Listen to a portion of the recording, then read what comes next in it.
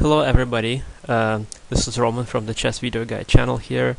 Today I'm gonna look at the games by Valentina Gunina from the latest Women's European Championship.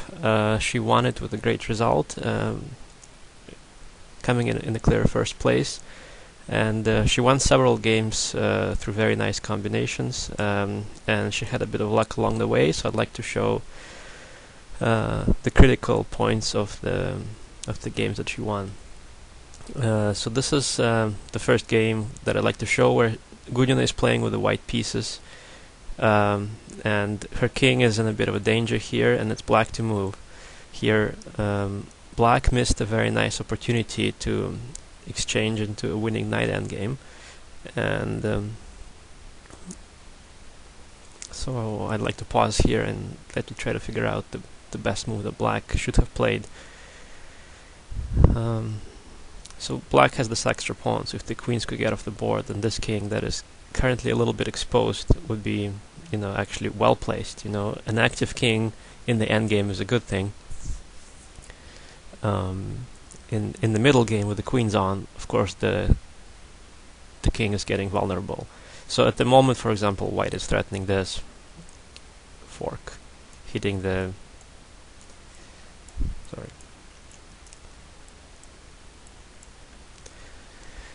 king and the queen, and the big question is, how could black have made this king on a3 more secure and exchange queens? And what black should have done is she should have just played queen to g2, and this is a very good move because if white takes, then black is going to play this, and this endgame is easily winning for black, because not only this pawn is a great passer, but also because the d4 pawn is falling, this knight is very vulnerable, the white king is badly placed, and all these pawns are going to be in great danger. So in time trouble, this is what black missed, and this is why I said that Gunina was fairly lucky in this tournament. She in this position, her opponent missed that, and there's really no return after king g2, after queen g2, because if white tries to avoid the exchange of queens, then she just gets mated. So instead,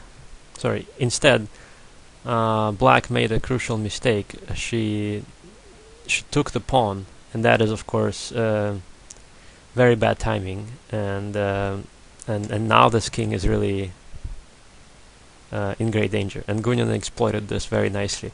So she played queen to d3, and now it's all over, because now it's this king is a great liability. So, for example, after this,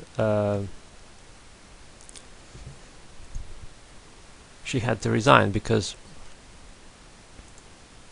after king d4, it turns out that there's no way to rescue this queen. Basically, there's no good square for this king. No matter where the king goes,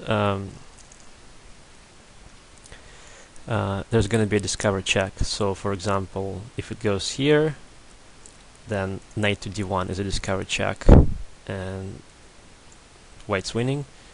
The same thing if black goes king to c5, then knight to d3 is also a discover check, and again the queen is getting lost because the king has to retreat.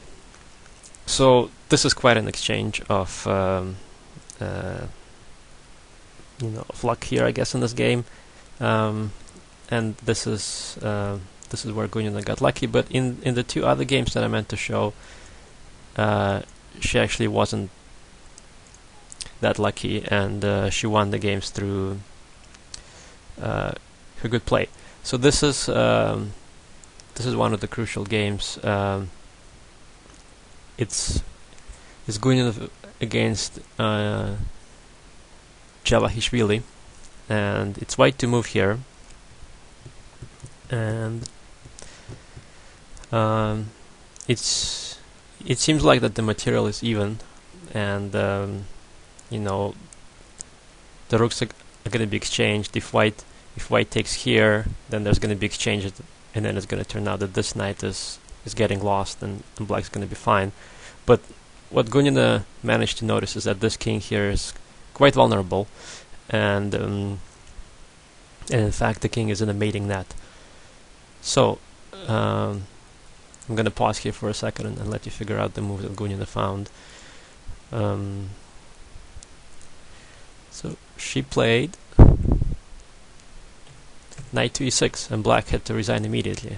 The idea is that, well, the most obvious move is that if black takes, then suddenly the king is getting checkmated. And if the black king goes away, he's also getting mated. So after knight e6, of course black had to resign, and Gunina won this game in a nice fashion. And the last example is this game against Guseva, where Gunina is playing with the black pieces, and she has some nice pressure along the second rank, seemingly putting pressure on g2, which at the moment is protected.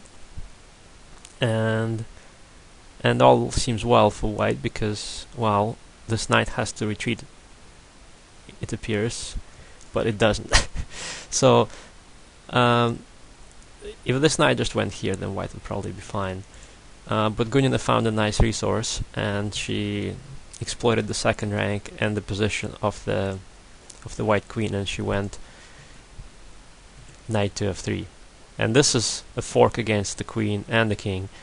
So if the king goes away, then of course the queen falls and black's winning. And the idea is that if white takes, well, then the checkmate on h2. Suddenly the second rank is opened up, and